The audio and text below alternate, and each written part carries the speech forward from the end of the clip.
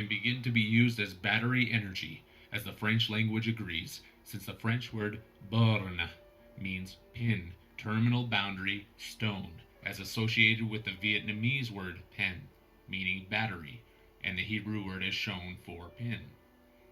The stone that is the terminal boundary is the moon. This use of the word PIN is the reason that banks get you to use a PIN number when using a bank card. Don't quite agree yet?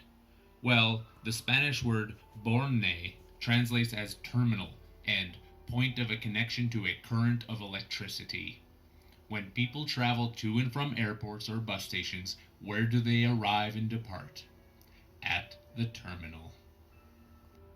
When people vote, where do they do so? In a voting terminal or a polling station.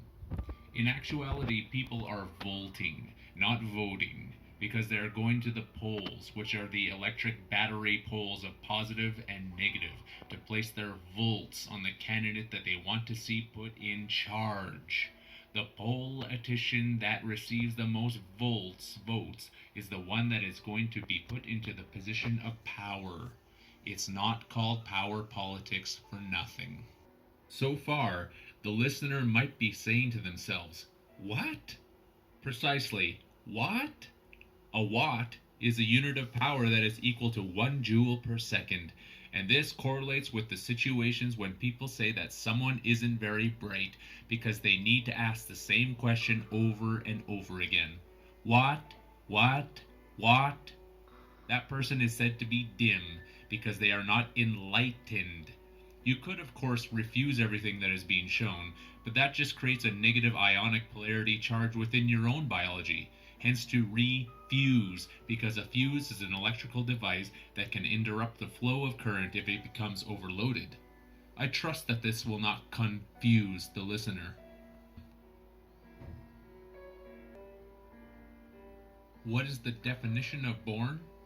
It is the past participle of the word bear, which is the reason that mothers are said to bear children. Children that arrive bare naked into this reality. By definition, to bear something is to also take on the debts of another person. What debts? The price of sin, of course. The price that one pays to be born in sin, the moon. The same moon that also came to rescue you from sin. This is why the Sumerian Anunnaki lord known as Enki said that the first things are the last things.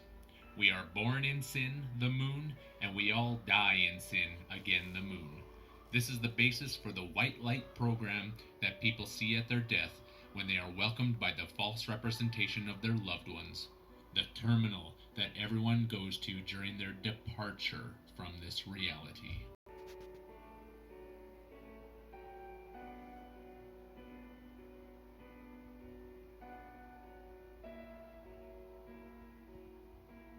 This is nothing more than an afterlife program written by the false alien gods who control every one of us who lives on this planet. Wait, that's not correct. It's every one of us who lives on this plan ET. There we are.